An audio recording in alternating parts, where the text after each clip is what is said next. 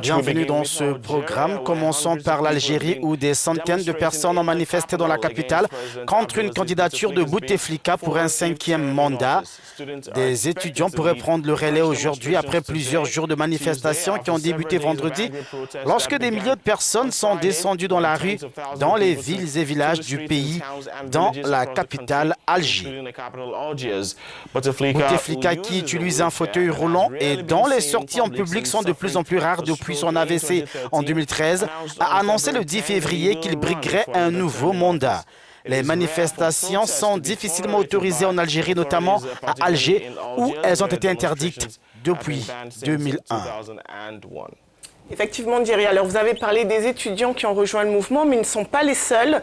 Les journalistes algériens ont eux aussi appelé à un rassemblement national ce jeudi à Alger pour dénoncer la censure. Les avocats ont également manifesté lundi à Alger contre, je cite, les arrestations arbitraires d'avocats et de journalistes. On voit donc que les mobilisations s'étendent et que ce vent de révolte ne semble pas près de retomber. Nous sommes en ligne avec notre correspondant Tariq Rafid. Tariq, bienvenue. La situation semble très critique actuellement en Algérie. En annonçant officiellement sa décision de succéder à lui-même, le président Bouteflika a fait réagir les Algériens qui manifestent dans tout le pays contre ce 5e mandat. Est-ce que l'Algérie est entrée de plein pied dans une grave crise? Bonjour.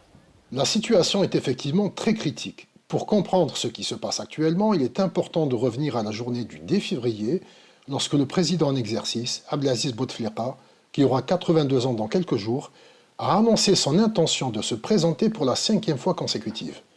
Sa décision a été critiquée par les partis de l'opposition, qui considèrent que son état de santé ne lui permet pas de rester au pouvoir.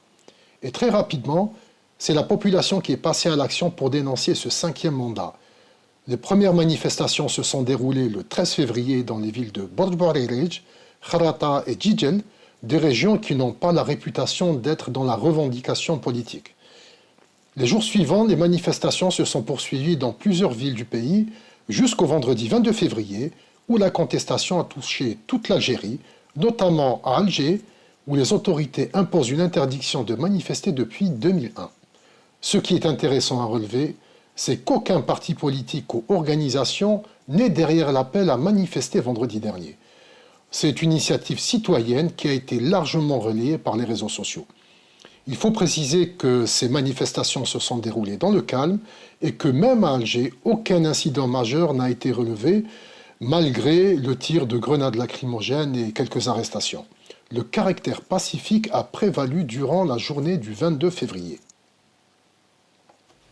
Et Tariq, quelle est la réaction des autorités face à ces manifestations et surtout, est-ce que le 5e mandat pourrait être annulé?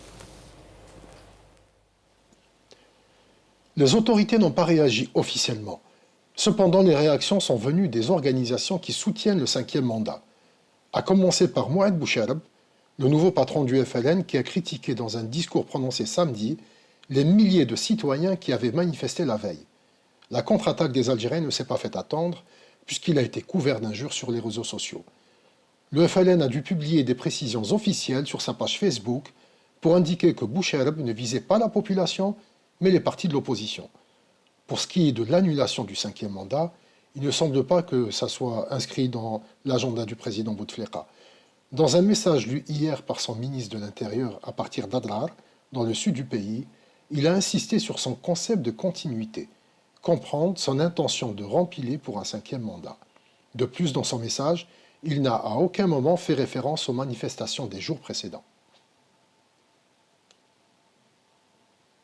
Tariq, les manifestations devraient donc se poursuivre ces prochains jours.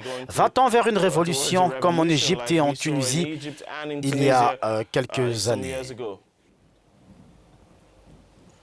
Hier déjà, des manifestations se sont déroulées à Adrar et à Alger.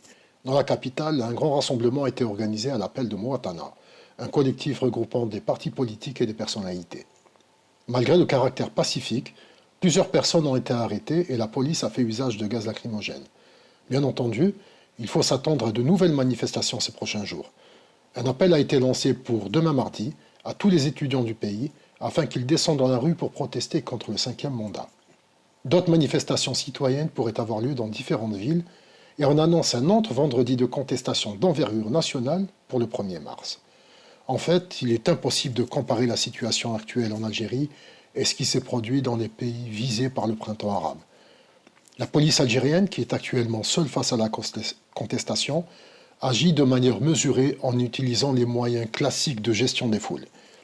Ce qui est certain, c'est que les Algériens ne veulent pas de ce 5e mandat et ils sont prêts à aller jusqu'au bout pour qu'il soit définitivement enterré. Tariq, merci beaucoup pour ces explications. Nous reviendrons vers vous pour d'autres détails. C'était donc notre correspondant en Algérie, Tariq Hafid, sur la situation en Algérie. On passe maintenant au Journal de l'Afrique avec les élections au Nigeria et au Sénégal.